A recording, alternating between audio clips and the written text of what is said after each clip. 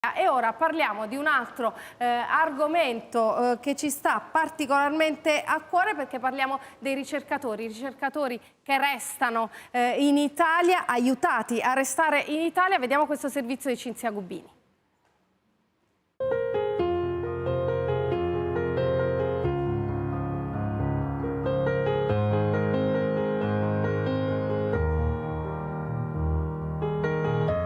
Questo è un organoide cerebrale, è un modello di cervello umano in via di sviluppo e questa area nera che si vede qui è l'area del cervello che in futuro andrà a formare un occhio. Quello che io studio con questi cervelli è vedere se ci sono dei farmaci che possono ridurre gli effetti negativi dell'ictus ischemico.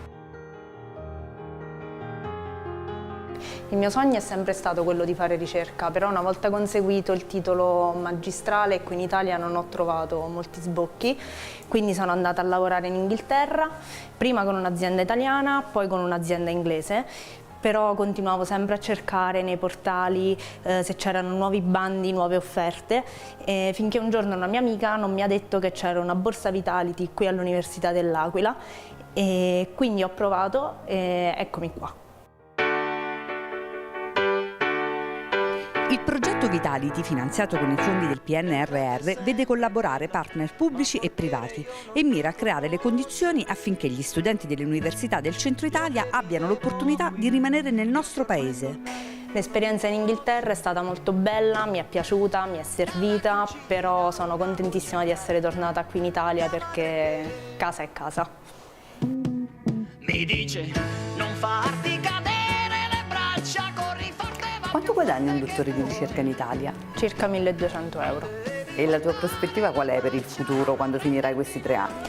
Non lo so, però una delle cose che mi ha convinto a partecipare a questo progetto di ricerca è che ci preparano al mondo del lavoro organizzando degli incontri con le aziende appunto per sostenerci in un futuro.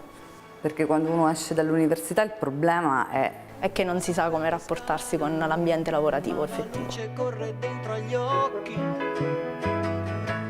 Lei, professore, quanti studenti ha visto andare via?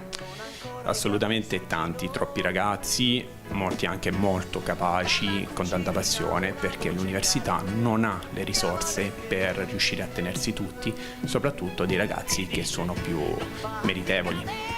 E quindi che cosa bisogna fare secondo lei? Il sistema ha bisogno di una programmazione a lungo termine e quindi assolutamente di soldi.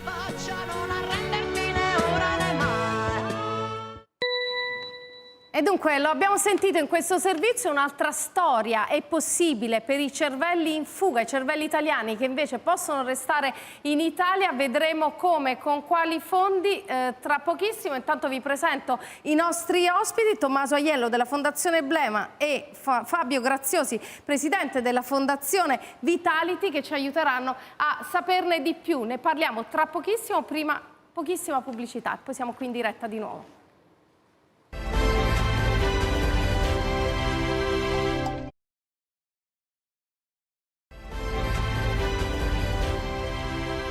Bentornati in diretta ad Agora Estate. Parliamo di cervelli italiani che non fuggono ma restano, e vediamo grazie a quali fondi, ma soprattutto a quali idee. Lo dicevamo prima, sono in compagnia di Tommaso Aiello, che è presidente della Fondazione Emblema, e del professor Fabio Graziosi, professore dell'Università dell'Aquila e poi presidente della Fondazione Vitality. Allora, Aiello, partiamo dalla Fondazione Emblema. Come spingiamo un ricercatore a restare in Italia, fare il suo lavoro, fare la sua ricerca e soprattutto a non partire? Allora, Emblema è una fondazione nata con un obiettivo semplice: far dialogare chi nelle università si occupa o di lavoro, quindi di orientamento al lavoro, o di ricerca, con chi nelle imprese si occupa essenzialmente delle stesse cose, quindi di inserire persone o di trasformare la ricerca in innovazione, senza intermediazione. Quindi la soluzione al tema del trattenere, io in realtà direi di attrarre, perché trattenere è un concetto che mi sembra negativo. Noi dobbiamo attrarre persone di valore e creare un ecosistema come Vitality in cui questi mondi dialoghino. Devono dialogare prima che i ricercatori terminino i loro percorsi, che i laureati finiscano i loro studi. Se dialogano prima, quello che esce dall'università, persone e ricerca, potrà più facilmente entrare nel mondo del lavoro.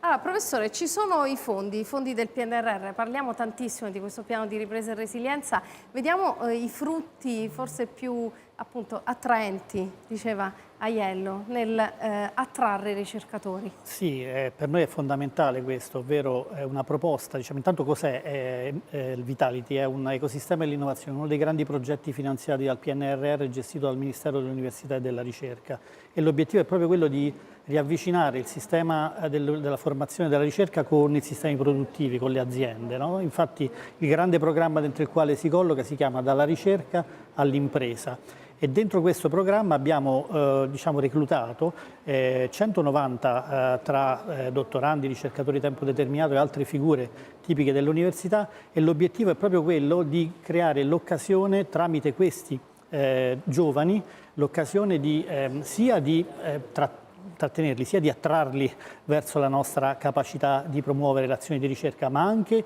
portarli fuori, metterli a disposizione dei sistemi produttivi che possano meglio interpretare in chiave innovativa la crescita dei territori. Abbiamo visto ora una grafica che ci racconta anche in quali regioni è attivo questo progetto Vitality. Lo vedevo prima, eccolo Sì. qua in Abruzzo. Abruzzo, Marche e Umbria, ci teniamo molto a questo, viene da una visione di 3 rettori delle università di Ancona, L'Aquila e Perugia, che inizialmente hanno iniziato a mettere a fattor comune esigenze che sono comuni per quelle regioni e per quelle aree, e hanno tutti gli stessi problemi di spopolamento delle aree interne, hanno caratteristiche molto simili, hanno attraversato vicende dolorose come i terremoti. E quindi quello che è accaduto è che a loro si sono uniti tutti i rettori delle altre università, quindi tutto il sistema universitario delle 3 regioni è coeso e coordinato e partecipa a questo progetto. Aiello, il numero dei ricercatori è di circa 190 appunto, giovani studiosi. In quali settori opera questo progetto?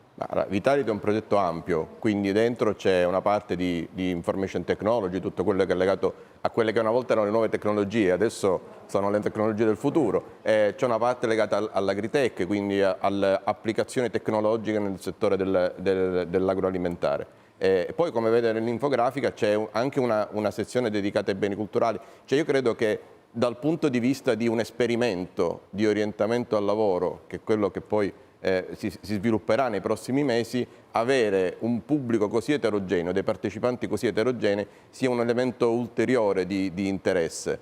Il tema, come dicevo prima, è un tema di comunicazione, non è un tema legato tanto alle competenze, ma quanto alla capacità di dialogare con l'altro.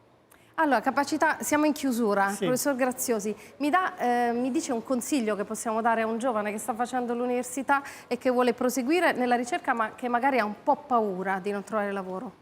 No, in questo momento la paura di non trovare lavoro in questi settori non è un fatto reale, c'è una domanda enorme dal punto di vista del sistema produttivo. La vera sfida è far sì che chi esce fuori da un programma di formazione alla ricerca venga collocato nella giusta posizione in azienda, ovvero riceva il doveroso riconoscimento delle sue capacità e qualità. Grazie, allora grazie al professor Fabio Graziosi e grazie a Tommaso Aiello, presidente della Fondazione Emblema, e ora è il momento di dare voce alle donne con Vittoriana Abate. A te, Vittoriana.